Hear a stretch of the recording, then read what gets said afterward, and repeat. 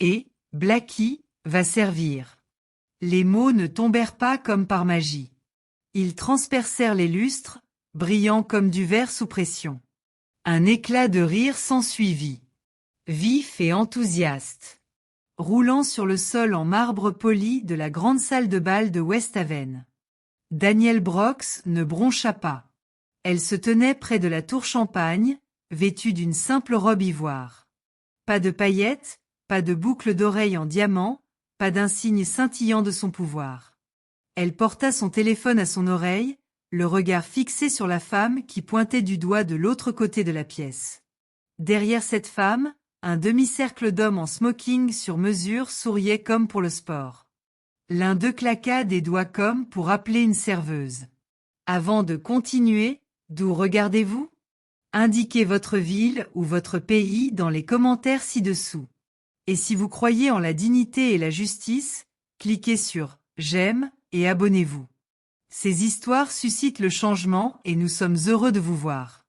Revenons à Danielle. Sa voix au téléphone était basse, posée. Ça arrive. Annuler le contrat de 900 millions de dollars. Les rires s'essoufflèrent, non pas disparus, mais ternis. Il n'avait pas entendu les mots, seulement vu la façon dont elle les prononçait. Calme, sûre d'elle, comme si ce n'était pas elle qui était coincée, mais celle qui tenait l'horloge. « Avec quel traiteur êtes-vous » cria le grand homme à droite en levant sa flûte de champagne. « Si vous êtes rapide, on pourrait vous donner un pourboire. » La femme à côté de lui esquissa un sourire narquois, se penchant pour tuer. « Ma chérie, c'est réservé aux investisseurs. » La musique de la salle de bal ne s'arrêta pas, mais l'air changea, les regards se tournèrent. Un photographe hésita à mi-champ. Près de la scène, une jeune journaliste sortit son téléphone de sa pochette. L'objectif de l'appareil photo capturait la scène par-dessus une rangée de verres en cristal. Les lèvres de Danielle se courbèrent juste assez pour capter, pas assez pour réconforter. Elle avait déjà vu cette posture, le droit déguisé en étiquette. À 28 ans, elle avait été escortée hors d'une salle de réunion qu'elle devait diriger parce que quelqu'un n'avait pas vu son nom sur la liste. À 34 ans, on l'avait prise pour sa propre assistante lors de négociations pour une acquisition internationale. La voix de l'homme retentit de nouveau, plus forte. La sécurité. Un garde en uniforme leva les yeux depuis l'entrée, incertain. La matriarche du groupe, son collier de perles, le regard d'acier, arracha le laissez-passer de l'événement du poignet de Danielle. Le bruit du papier déchiré fut si fort qu'il aurait coupé les cordes du quatuor dans le coin. « Faites-la sortir !» Danielle ne bougea pas. Son téléphone resta collé à son oreille. « Priorité absolue », répéta-t-elle doucement. De l'autre côté de la salle de bal, la jeune journaliste serra son téléphone. Elle ne connaissait pas la femme en ivoire, mais elle connaissait son regard. Le genre qui n'avait pas besoin de crier pour être entendu. Le genre qui, en quelques minutes, bouleverserait la salle entière. La lumière du lustre de la salle de bal semblait plus froide, plus vive, saisissant les nuances du jugement à chaque regard. Le groupe en smoking n'avait pas bougé, mais leur voix portait comme si elle possédait l'air. « À quelle table vous a embauché ?» répéta l'homme grand, plus fort cette fois. Son ton n'était pas la curiosité, mais l'ordre. La matriarche au collier de perles ajouta, « Vous retardez le service. » Les gens attendent. Les yeux de Danielle ne quittèrent pas les leurs. Elle se déplaça, calme, une main toujours à ses côtés. Le téléphone dans l'autre main restait collé à son oreille. Près de la scène, la jeune journaliste Alison Reeves, à peine trentenaire, haussa l'objectif de son téléphone, glissant entre deux flûtes à champagne. Le point rouge de l'enregistrement s'illumina. Elle ne se contentait plus de regarder. Elle documentait. Un serveur qui passait ralenti, son regard passant de Danielle à la foule d'accusateurs trop habillés. Il ne dit pas un mot, mais sa mâchoire se serra. Il continua d'avancer. La femme au collier de perles fit un pas en avant, les talons de ses escarpins bleu marine claquant sur le marbre comme une ponctuation. « Ma chérie, cet événement est réservé aux investisseurs qui comptent vraiment. Elle jeta un coup d'œil par-dessus son épaule à un agent de sécurité. Un homme d'une quarantaine d'années avec une oreillette en argent. « Escortez-la dehors, s'il vous plaît. » Le garde hésita. Danielle saisit cette hésitation et la mémorisa. À 34 ans, elle avait vu un concierge d'hôtel marquer une pause juste avant de lui annoncer que le Penthouse était déjà réservé. Cette pause survenait toujours lorsque la politique se heurtait aux préjugés et qu'aucun des deux camps ne savait qui l'emporterait. Le garde s'avança finalement vers elle, lentement et prudemment. « Madame, j'ai besoin de voir vos papiers. » M6. Ils sont partis, dit Daniel d'un ton neutre, désignant d'un signe de tête le laissez-passer déchiré que tenait la main manucurée de colliers de perles. La journaliste haussa les sourcils. Elle ajusta son téléphone, immortalisant la femme tenant les restes déchirés comme un trophée. Collier de perles esquissa un sourire narquois. On peut faire ça facilement ou à la dure. Daniel baissa le téléphone juste assez pour que sa voix porte. Tu as déjà choisi la dure. Puis elle le porta à son oreille. Transférer le capital à Arlo. N'attends pas la signature. Joël. Une ondulation parcourut les halètements silencieux du spectateur, changeant de posture. Un homme en costume gris chuchota à sa femme. « Est-ce qu'elle vient de dire Arlo ?» Les yeux de sa femme s'écarquillèrent. L'homme de grande taille du groupe ricana. « Est-ce un coup monté ? Tu crois qu'on va se laisser avoir ?» Le regard de Daniel ne faiblit pas. Pas de bluff, juste des affaires. Alizonson, la journaliste, s'avança alors, la voix prudente mais claire. Pour info, elle était invitée. J'ai vu son nom sur la liste des investisseurs cet après-midi. L'homme de grande taille éclata de rire. Vous avez du mal lire. Je ne l'ai pas fait, répondit Allison en levant légèrement son téléphone. Et je ne suis pas la seule à l'avoir vu. Quelque part derrière le cercle, une autre voix intervint, celle d'un jeune employé de restauration avec un plateau d'eau gazeuse. Elle dit vrai. Ses paroles étaient douces, mais elles touchèrent. Le sourire narquois de la femme au collier de perles s'évanouit l'espace d'un instant. Daniel le vit. Tout le monde le vit. Elle laissa le silence s'installer un instant, puis dit dans son téléphone. La phase 2 est en marche. Le garde se figea à mi-chemin. Il ignorait ce qu'était la phase 2, mais il sentait qu'elle n'allait pas favoriser ceux qui l'avaient invoquée. L'air dans la salle de bal n'était plus seulement tendu. Il était lourd, comme la première goutte d'une tempête qui savait exactement où tomber. La musique du quatuor à cordes flottait encore faiblement, mais elle semblait déconnectée, comme si elle appartenait à un autre chevalier. La matriarche au collier de perles s'approcha, son parfum âcre, sa voix plus forte maintenant, pour que les tables voisines puissent l'entendre. Les gens comme vous essaient toujours de se faufiler là où ils ne devraient pas. Daniela ne sourcilla pas. Le grand homme prit son exemple, sortant un passe événementiel tout neuf de sa poche, celui de quelqu'un d'autre, et le tendant d'un air moqueur. Tiens, peut-être que celui-ci correspondra à l'histoire que tu vends. Puis, avec une lenteur délibérée, il le déchira en deux, laissant les morceaux tomber sur le sol de marbre comme des confettis. Des halètements éclatèrent autour d'eux. Alizonson, la journaliste, tournait déjà autour d'eux pour immortaliser l'instant. Son téléphone ne bougeait pas malgré l'adrénaline qui lui coulait dans les mains. La matriarche se tourna vers l'agent de sécurité. Elle cherche à gagner du temps pour attirer l'attention. Éloignez-la. L'agent s'avança. Daniel tint bon. Pour quel motif? Fraude, répondit instantanément le grand homme. Elle se fait passer pour quelqu'un qu'elle n'essaie pas de s'immiscer dans une transaction de 900 millions de dollars. Ce chiffre de 900 millions de dollars flottait dans l'air. Plusieurs convives aux tables voisines s'arrêtèrent au milieu de la conversation. L'un d'eux, un homme en costume bleu marine sur mesure, se pencha vers son compagnon. C'est l'ampleur de l'affaire Whitmore. Les lèvres de Daniel se pincèrent, non pas de colère, mais de précision. Elle baissa son téléphone juste assez pour parler dans la pièce. C'était la matriarche qui plissa les yeux.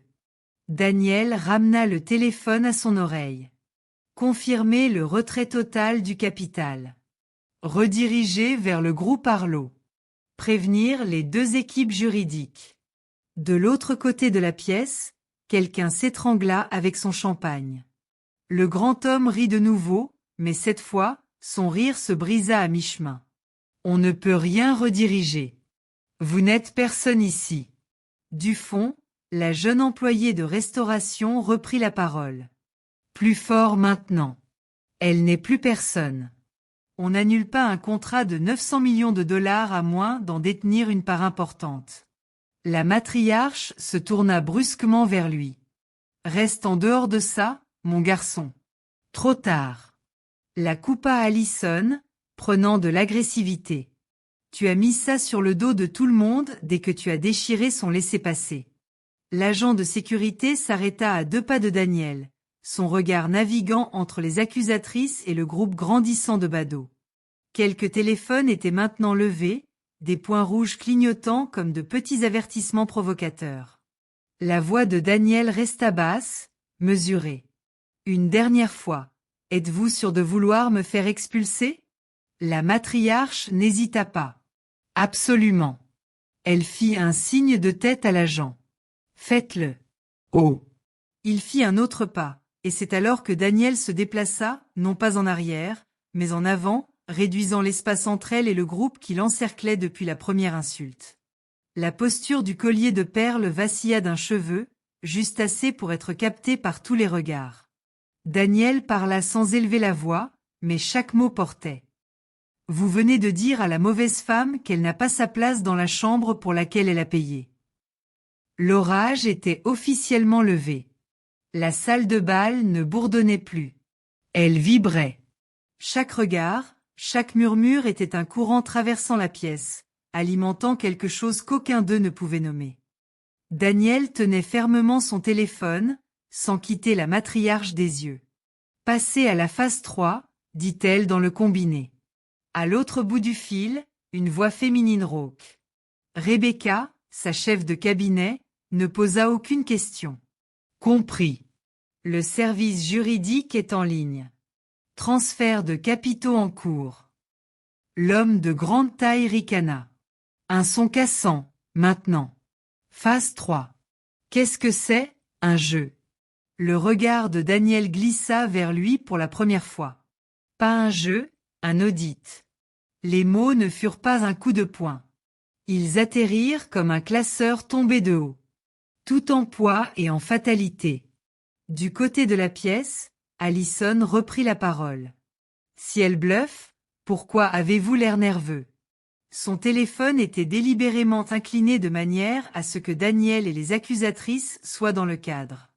La matriarche au collier de perles rétorqua. Parce que cette femme essaie d'humilier ma famille lors d'un événement public. Non, corrigea doucement Daniel. Je laisse simplement vos propres actions parler plus fort que je ne le pourrai jamais. L'agent de sécurité s'agita, mal à l'aise. Il avait vu assez de cascades lors d'événements prestigieux pour savoir quand quelque chose se détraquait, et ce n'était pas le cas comme le pensaient ses accusateurs. Près de la tour Champagne, le jeune employé de restauration chuchota à un autre serveur. Elle a le contrôle. Regardez-la. Elle n'a pas bougé d'un pouce à moins qu'elle ne le veuille. La voix de Rebecca revint à l'oreille de Daniel. L'entreprise a signalé le portefeuille de la famille Whitmore pour violation de bonne foi dans les négociations. Voulez-vous que je mette l'équipe d'Arlo au courant maintenant? Daniel balaya la pièce du regard. D'autres téléphones enregistraient, certains subtilement, d'autres avec défi. Oui, dit-elle. Faites-le fort. Oh. Le grand homme rit, mais son rire était creux. Même avec le pouvoir, personne n'annule un contrat de 900 millions de dollars en plein milieu d'une gaïla.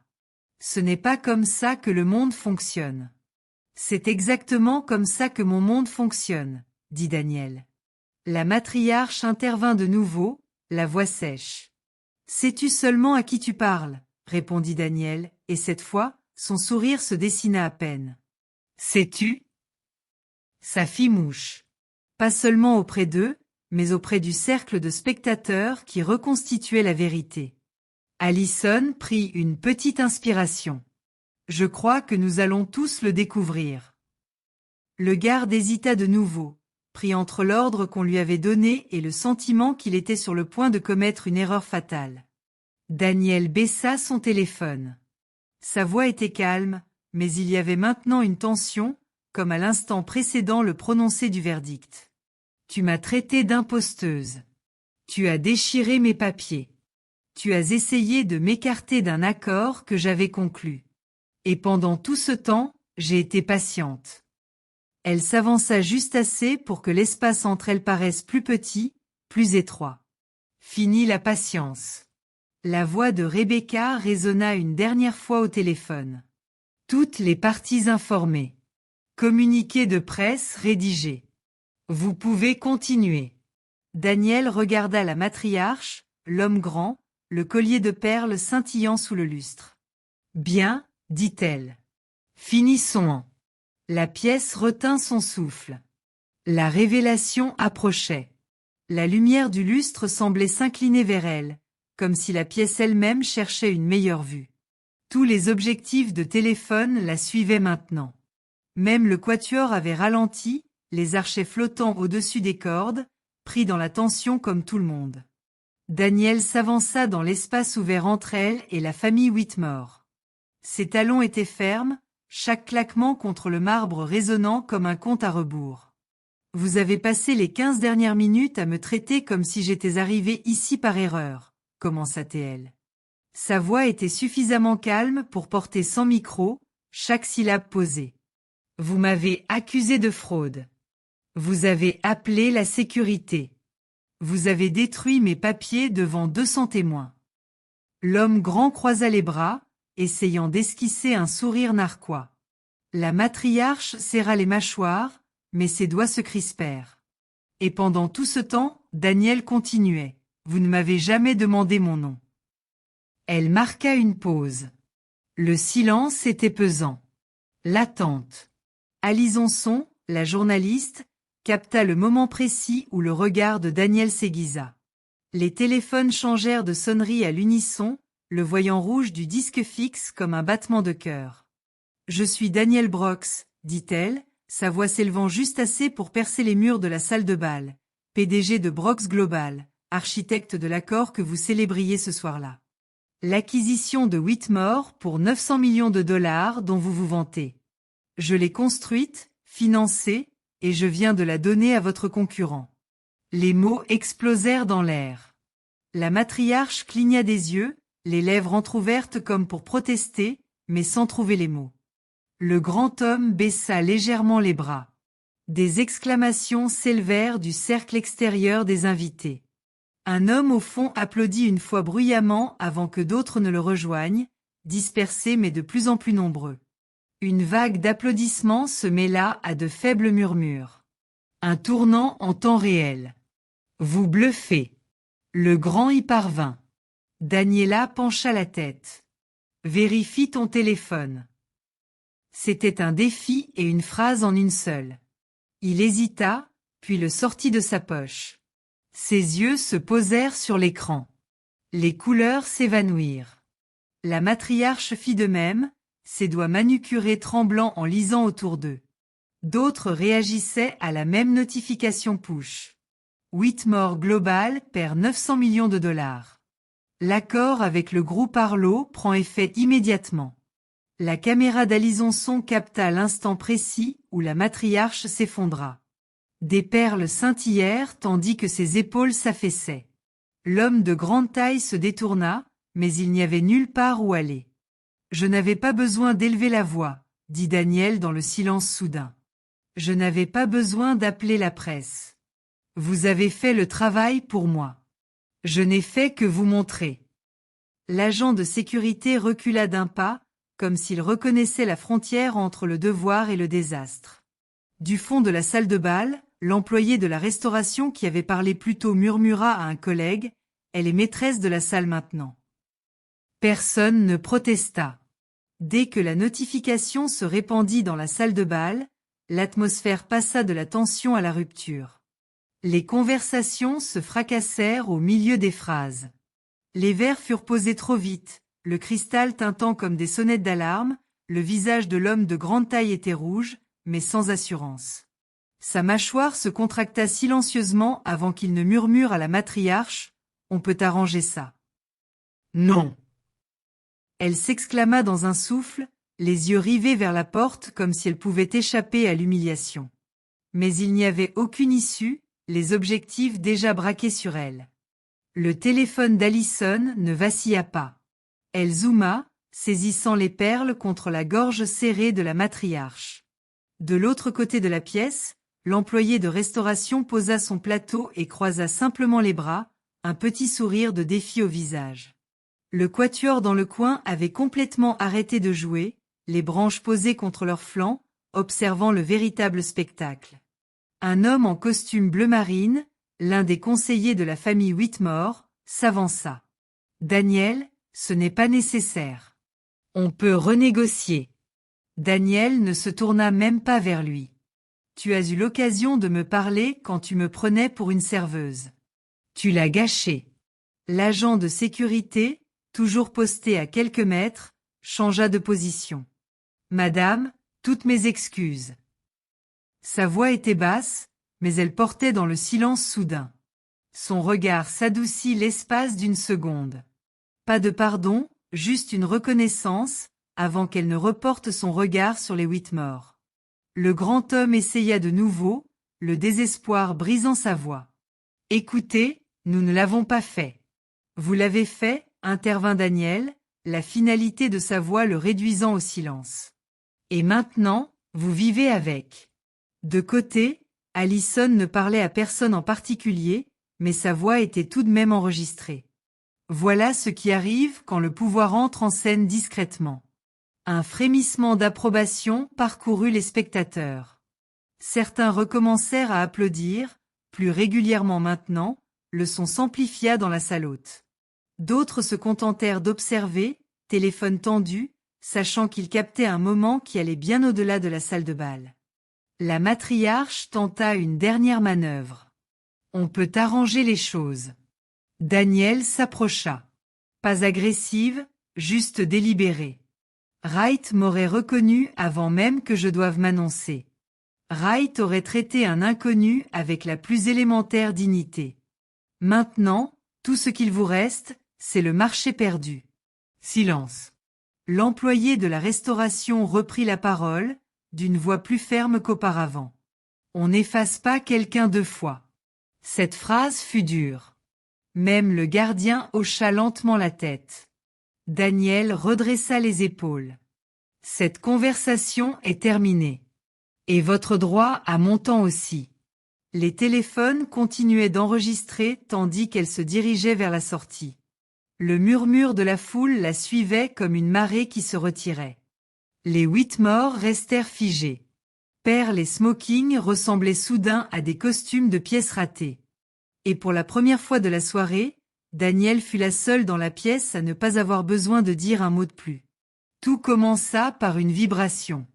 Le téléphone du grand homme vibra 2 fois, un tremblement persistant contre sa paume. Il baissa les yeux et blêmit 3 appels manqués du président du conseil d'administration des Whitmore. La main de la matriarche se mit à sonner une seconde plus tard, sa sonnerie fendant l'air comme une réprimande.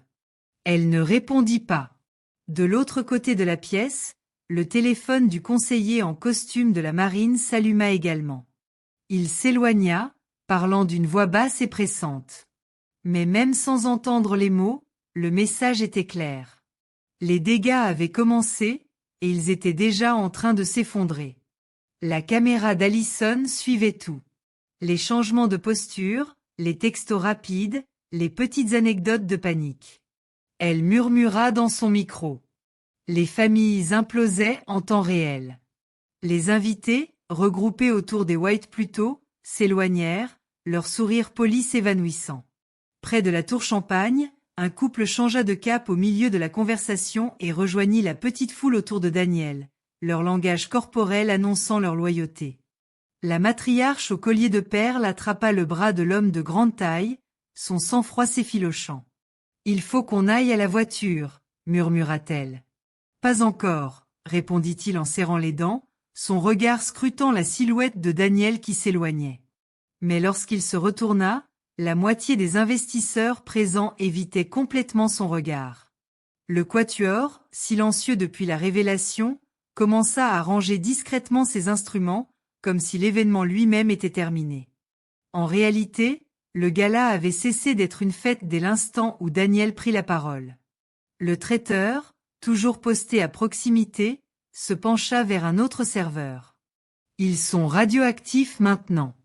Personne ne veut être vu en train de leur serrer la main. Il avait raison.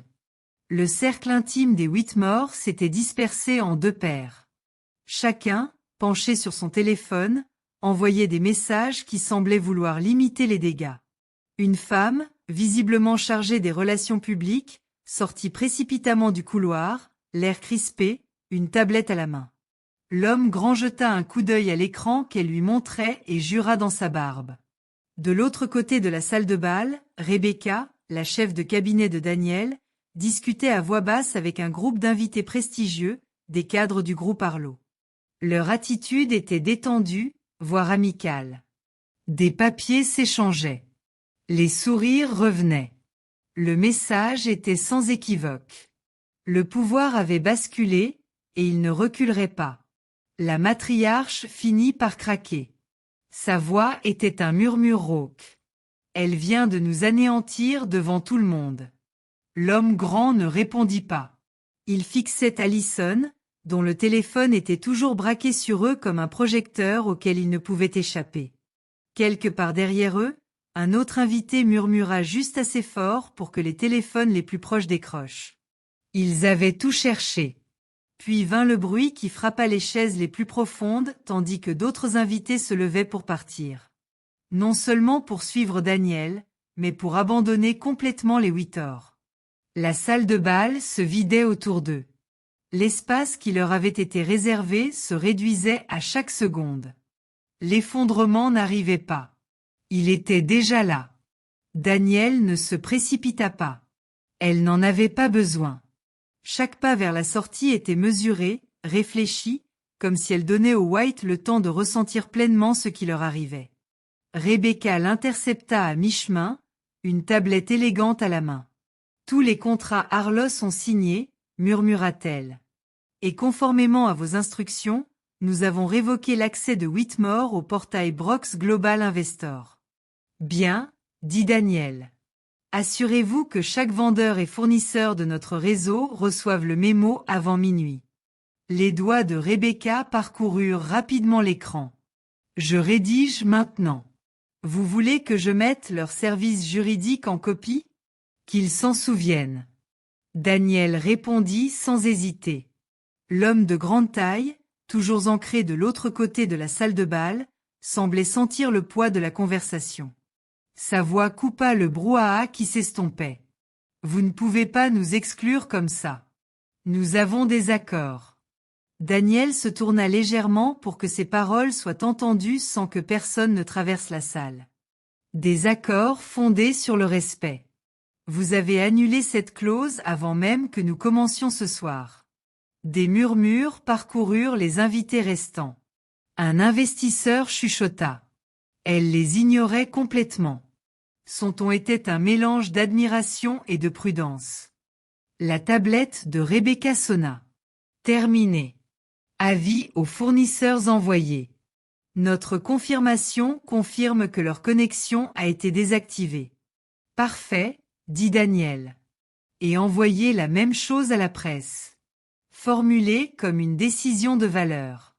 Précisons que nous ne collaborons pas avec des personnes qui humilient les autres en public. De son point de vue, Allison capta le moment où Rebecca appuya sur « Envoyer ». C'était une petite tape, mais le genre qui a des conséquences pendant des années. La voix de la matriarche au collier de perles finit par se briser. C'est vindicatif.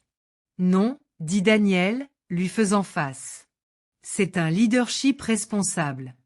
Si vous trouvez cela dur, vous devriez imaginer ce que vous avez ressenti en vous tenant ici et en vous entendant dire que je n'avais pas ma place dans l'accord que j'avais conclu. Les lèvres de la matriarche tremblèrent, mais elle ne dit rien. Un serveur passa avec un plateau de champagne. Daniel l'arrêta d'une main douce. « J'en prends un, dit-elle en levant le verre d'un air calme et définitif. Et j'en envoie un autre à la table Arlo. Félicitations. » De l'autre côté de la salle, les dirigeants de Arlo levèrent leurs verres en guise de remerciement. Le symbolisme était saisissant. La célébration avait officiellement changé de camp. Rebecca se pencha une dernière fois. « Voulez-vous que je lance l'examen du portefeuille des avoirs de Whitmore ?» La réponse de Daniel fut immédiate. « Oui. » Signalez tout ce qui est lié à notre réseau, puis fermez-le. L'homme de grande taille fit un pas involontaire en avant, mais s'arrêta net sous le poids de tous les téléphones encore en enregistrement. Il savait qu'un faux pas serait rejoué en ligne pendant des semaines. Daniel reposa la flûte de champagne sur le plateau, sans y toucher. « Je n'ai pas besoin de trinquer à ça, » dit-elle doucement. Ce n'était jamais une victoire. C'était une correction. Sur ce, elle se tourna de nouveau vers la sortie. Les Whitmore figés derrière elle, exclus de bien plus qu'une simple fête. La notification frappa les téléphones comme une vague. Une à une, les têtes se penchèrent sur les écrans lumineux, et la salle de bal se mit à vibrer, non pas de musique, mais du bavardage bas et électrique des dernières nouvelles. Alizonson la lut à voix haute pour son public en direct. La voix aiguë, empreinte de l'excitation d'un scoop. Déclaration officielle de Brox Global. Le partenariat avec Whitmore Group a pris fin avec effet immédiat pour manquement aux valeurs et mauvaise conduite publique. Elle a jeté un coup d'œil à l'objectif. C'est une confirmation, les amis. Ce n'est pas une rumeur. C'est un fait établi. De l'autre côté de la salle, les dirigeants de Arlo se tenaient debout, serrant la main des invités qui, quelques minutes auparavant, gravitaient autour des Whitmore. La migration était évidente. Fortune, réputation et attention se concentraient vers le nouveau centre de gravité. Un investisseur plus âgé a tapoté l'épaule de son ami. Restez tranquille avec Whitmore avant lundi. L'ami a hoché la tête, rédigeant déjà un email à son courtier. Une attachée de presse en robe fourreau bleu marine s'est glissée dans un coin, son téléphone collé à l'oreille. Annulez la conférence de presse de demain. Non, ne la reprogrammez même pas. On est en mode sauvetage. Son regard s'est posé sur les White, puis s'est détourné, comme si la proximité elle-même était une mauvaise optique. L'employé de restauration, qui avait parlé plus tôt, passa devant Allison et murmura. On aurait dit un immeuble s'effondrer au ralenti. Elle ne désapprouva pas. Les caméras n'étaient plus braquées uniquement sur Daniel. Elles se balançaient pour capturer les retombées. Le groupe de Whitmore se rétrécissait. Les conseillers se dispersaient. Le regard de la matriarche était fixé au sol. Daniel, pendant ce temps, discutait tranquillement avec Rebecca près de la sortie. Pas de drame, pas de haussement de voix, juste des directives claires. Quelques invités s'approchèrent d'elle avec prudence, se présentant, lui offrant des cartes. Elle en accepta certaines, en déclina d'autres, mais chaque interaction portait un sous-entendu clair. Les alliances changeaient, et elle les choisissait avec soin. Une jeune journaliste d'un autre média s'approcha d'Allison avec douceur. Est-elle toujours comme ça? Si précise? Allison garda son objectif braqué sur Daniel. C'est la première fois que je la vois en action, et je commence à croire que la précision est tout l'enjeu. Le téléphone du grand homme sonna de nouveau. Il l'ignora et le rangea dans sa poche. La matriarche leva enfin les yeux, scrutant la salle comme à la recherche d'un visage compatissant. Il n'y en avait aucun. Du balcon, un photographe prit un plan large de la salle de bal, les tables qui se vidaient d'un côté, la foule grandissante autour de Daniel de l'autre. C'était le genre d'image qui ferait la une des journaux, non pas un instant, mais une carte du pouvoir en mouvement. Au moment où Daniel entamait son dernier pas vers la sortie, les Whitmore étaient déjà effacés en temps réel. Leur nom faisait le buzz en ligne, non pas pour un contrat record, mais pour l'avoir perdu de la manière la plus publique possible. L'effet d'entraînement ne s'arrêtait pas là. Il commençait tout juste à atteindre le rivage. La salle de conférence du siège social de Brox Global, en centre-ville, n'avait rien à voir avec la salle de bal de West Haven. Pas de lustre, pas de tour à champagne, juste des murs de verre, une longue table en noyer, et ce silence qui signifiait que chacun savait exactement pourquoi il était là. Daniel était assise en bout de table, entouré de Rebecca à sa droite et de 2 dirigeants du groupe Arlo à sa gauche. Face à eux, un écran affichait les dernières données boursières. L'action du groupe Whitmore avait chuté de 14% durant la première heure de cotation. Le PDG de Arlo, un homme aux cheveux argentés nommé Jonathan Pierce, se laissa aller dans son fauteuil. Vous avez déjà liquidé leur plus grosse acquisition depuis 10 ans. Et maintenant? Daniel n'hésita pas. Nous veillons à ce qu'ils ne puissent pas reconstruire avec le capital de quelqu'un d'autre. Cela implique de resserrer le réseau. Rebecca fit glisser un document sur la table. Voici la liste de tous les fournisseurs, partenaires et sous-traitants communs à Brox Global, au groupe Arlo et à Whitmore. Nous avons déjà contacté 60% d'entre eux pour leur proposer des contrats alternatifs. Whitmore est en train de perdre des lignes d'approvisionnement. Jonathan jeta un coup d'œil à la liste, puis à Daniel. Vous allez faire une rupture nette. Moi, je vais faire une rupture définitive, dit Daniel. S'ils veulent jouer la carte du long terme sur notre marché, ils devront repartir de zéro. Et d'ici là, ils n'auront ni l'influence ni la réputation nécessaires pour être compétitifs.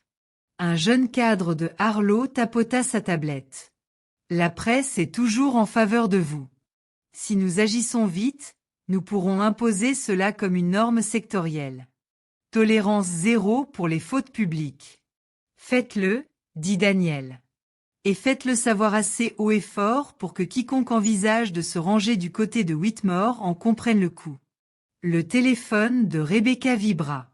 Elle jeta un coup d'œil à l'écran et sourit faiblement.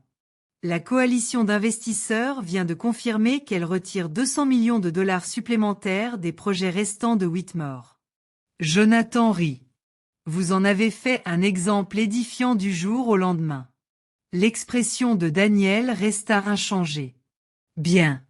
C'est exactement leur place.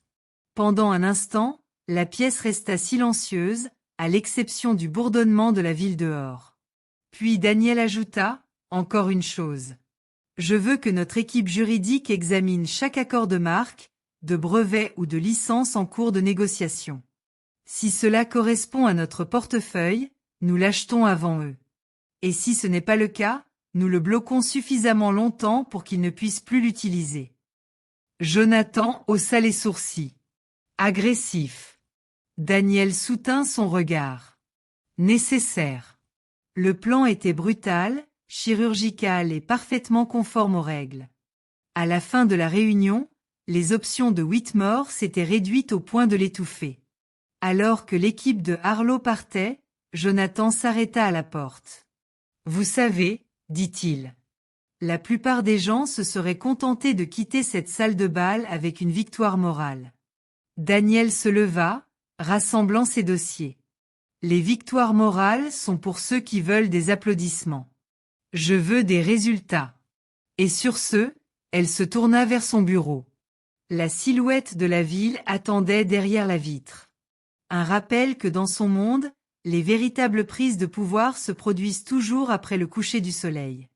La ville était dorée par le soleil couchant. Les tours de verre, s'embrasant sous sa lumière. Depuis le bureau d'angle de Brox Global, Daniel se tenait les mains dans les poches, observant l'horizon comme un échiquier qu'elle maîtrisait déjà. Sur son bureau, une enveloppe, non ouverte, était posée. Impossible de manquer le sceau du groupe Whitmore. Rebecca l'avait déposé là 1 heure plus tôt avec un discret urgent. Daniel ne la prit pas. Au lieu de cela, elle se tourna légèrement vers le mur de fenêtre, son reflet se superposant à la ville au-delà. Le pouvoir n'était pas dans la lettre qu'ils avaient envoyée. Il résidait dans le fait qu'elle n'avait pas besoin de l'ouvrir pour en comprendre le contenu. Veuillez reconsidérer votre décision. Des demi-excuses déguisées en diplomatie. Peut-être même une offre de rachat de ses faveurs. Derrière elle, la télévision, en sourdine, diffusait un reportage. Des extraits du gala. Les gros titres défilaient en dessous. Daniel Brooks établit une nouvelle norme en matière de conduite des entreprises. L'effondrement d'un accord de 900 millions de dollars suscite des interrogations dans le secteur. La voix du présentateur était nette. Le message est clair. L'humiliation dans une salle de réunion ou une salle de bal a un prix.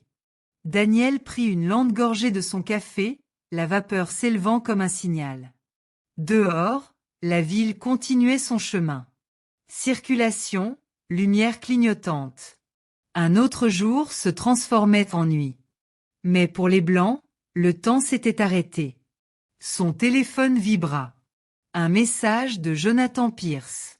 Blocage des fournisseurs terminé. Acquisition de marques en cours.